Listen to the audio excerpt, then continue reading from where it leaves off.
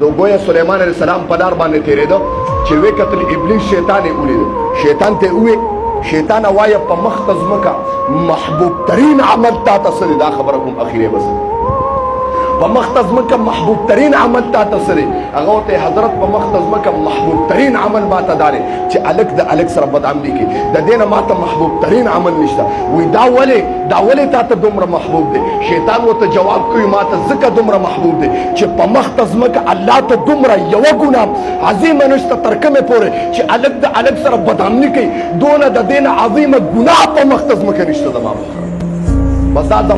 زما رب وي د ګناه انتها چې ګناه ختم شي هغه چې الک د الک سره لواتت کوي دا د ګناه انتها ده بس په دې ځای باندې ګناهونه ختم شي د دې نه بره درجه د ګناه نشته زما محترم د دې نه بره درجه د ګناه نشته د دې نه پورته درجه د ګناه نشته د دې نه عظیمه درجه په مخ ته ځمکه زما رب د ناراستیا نشته ګویا چې زما رب په څه باندې عرش رقیږي په څه باندې زما رب ته زیات ټوک رسیږي هغه د الک سره الک بدعملي کوي هغه عظیمه ګناه ده زما محترم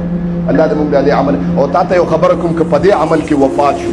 په دا بیماری کې او وفات شو د دنیا نه دغه لاړو فقد کفر نبی اسلام مبارک فرمایي د دنیا نه کافر لاړی د بدعملي دپاره تاسو ته اخري یو وظیفه م ښیم کوم سړی چې د لواتت په عمل کې بند دي علماء کرام فرمایي کوم سړی چې د لواتت په دا بیماری باندې اوریدلی د دې لپاره علماء کرام یو وظیفه ښیي هغه وظیفه حسبنا الله ونعم الوکیل نعم المولى ونعم النصير